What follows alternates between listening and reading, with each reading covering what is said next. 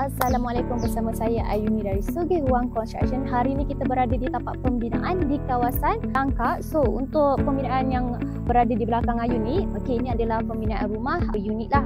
So yang ini tuan rumah nak jadikan sebagai rumah sewa.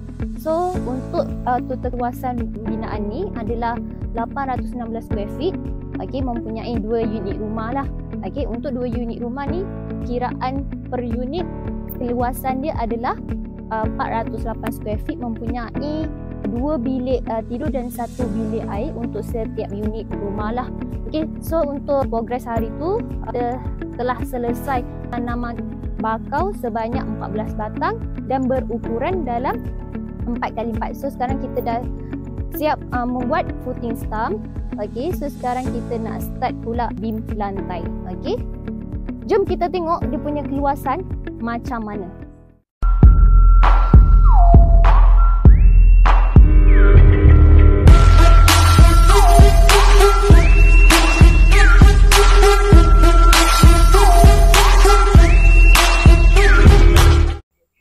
So macam mana?